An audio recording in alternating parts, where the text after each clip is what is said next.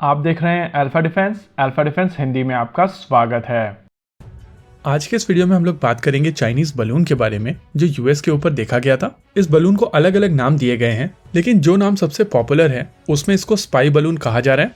इस बलून के बारे में बातचीत शुरू हुई थी 3 दिन पहले जब इसको मोंटाना के ऊपर स्पॉट किया गया था, लेकिन अगर इसकी एक्चुअल टाइमलाइन देखी जाए तो इसको 28 जनवरी को अलास्का में देखा गया था और उसके बाद ये कनाडा ड्रिफ्ट होकर बाद में यूनाइटेड स्टेट्स ऑफ अमेरिका में आया था।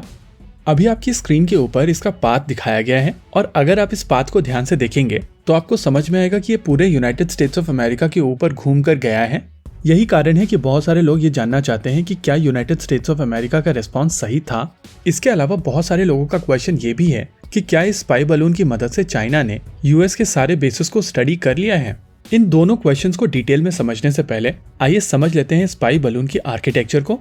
ये बलून बेसिकली एक हीलियम बलून था जिसके नीचे एक पेलोड लगा हुआ था और अगर आप इस पेलोड को ध्यान से देखेंगे तो आपको एक सैटेलाइट वाला फीलिंग इसको देखकर आएगा। बेसिकली इसमें सोलर पैनल लगे हुए थे और सेंटर में इसके एक सेंसिंग यूनिट थी, यानी कि कहा जा सकता है कि इसकी मदद से काफी हाई डेफिनेशन पिक्चर्स खींची जा सकती हैं। इसके अलावा चांसेस हैं कि इसकी मदद से सिग्नल इंटेलिजेंस, इलेक्ट्रॉनिक इंटेलिजेंस और कम्युनिकेशन इंटेलिजेंस भी पॉसिबल था, यानी कि इस तरीके की क्षमताओं वाला अगर कोई एयरक्राफ्ट यूएस के ऊपर से निकल कर जाता तो बेसिकली यूएस की तरफ से उसे एक्ट ऑफ वॉर डिक्लेयर कर दिया जाता।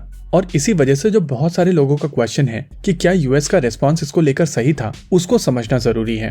देखिए, इस बात में कोई दो राय नहीं है कि इस बलून की मदद से चाइना ने काफी सिग्निफिकेंट सिग्नल इंटेलिजेंस गैदर की होगी। इसके अलावा इलेक्ट्रॉनिक इंटेलिजेंस और कम्युनिकेशन इंटेलिजेंस का भी उनको काफी ज्यादा फायदा हुआ होगा, लेकिन ये कैपेबिलिटीज कोई ऐसी कैपेबिलिटीज नहीं है जो आप सैटेलाइट के माध्यम से नहीं कर सकते हैं। आज की तारीख में वर्ल्ड में हर तरीके की सैटेलाइट्स अवेलेबल हैं और कंट्रीज के पास में ऐसी सैटेलाइट्स हैं जिनकी मदद से इलेक्ट्रॉनिक इंटेलिजेंस काफी आसानी से किया जा सकता है। इनफैक्ट भारत के केस में प्रोजेक्ट कौटिल्य के तहत डीआरडीओ की एमीसैट कुछ इसी तरीके की क्षमता प्रोवाइड करती है। लेकिन इन थ्योरी ये बलून एक चीपर ऑप्शन है, लेकिन इनके साथ में जो परेशानी आती है वो इस केस में हम लोगों ने देख ली है। एक, इंटरनेशनली एक इवेंट बन जाता है, इनको मारकर गिराना आसान होता है, और तीसरा, जो इसके साथ में आईएसआर कैपेबिलिटी मिलती है वो बहुत ज्यादा सिग्निफिकेंट नहीं होती है। ये सारे ऑब्जेक्टिव्स काफी आसानी से इंटेलिजेंस सैटेलाइट्स की मदद से अचीव किए जा सकते हैं और उनके साथ में कोई बज़ फैक्टर भी इन्वॉल्व नहीं होता है।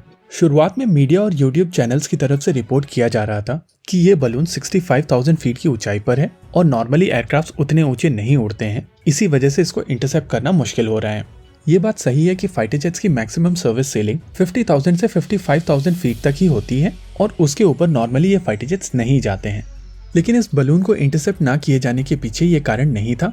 भले ही फाइटर जेट इतनी ज्यादा ऊंचाई पर नहीं जा सकते हैं, लेकिन एंगल्ड शॉट्स के साथ में ये इस तरीके के बलून्स को मार सकते हैं। इनफैक्ट F-15 की मदद से 1985 में एक anti satellite weapon system test किया गया था और ये चीज इंडिकेट करती है कि यूएस के पास में वो क्षमता थी। देखिए, यहाँ पर 2 चीजें समझना जरूरी है। पहला, इस बलून का कॉम्पोजिशन किसी को पता नहीं था, यानी कि इस बलून के अंदर कुछ भी हो सकता था, बायोलॉजिकल वेपन से लेकर केमिकल वेपन्स तक। और जब आप ऐसी चीजों को इंटरसेप्ट करते हैं तो फॉलआउट के चांसेस बहुत ज्यादा होते हैं। वहीं पर दूसरा एस्पेक्ट था डेब्री का। ये किसी के बर्थडे पार्टी का बलून नहीं था और जब इतने बड़े साइज का बलून ऊपर से नीचे गिरता तो उसका मलबा आसपास की बिल्डिंग्स को तबाह कर सकता था।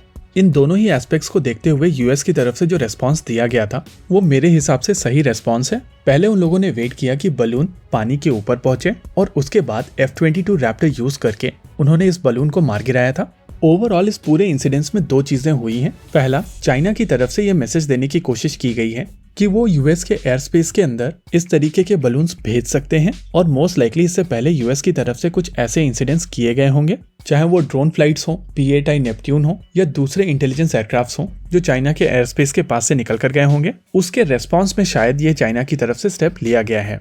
इसके अलावा यहाँ पर जो दूसरी चीज निकल कर आई है वो यूएस की कैपेबिलिटीज को लेकर है। यूएस ने भी इस चीज को प्रूव किया है कि उनके पास इस तरीके के बलून्स को मारने की क्षमता है जो उन्होंने यहाँ पर डेमोन्स्ट्रेट की है। इसी के साथ आज के इस वीडियो में रखते हैं केवल इतना ही। वीडियो को अंत तक देखने के लिए धन्यवाद। देखते रहिए अल्फा डिफेंस। जय हिंद।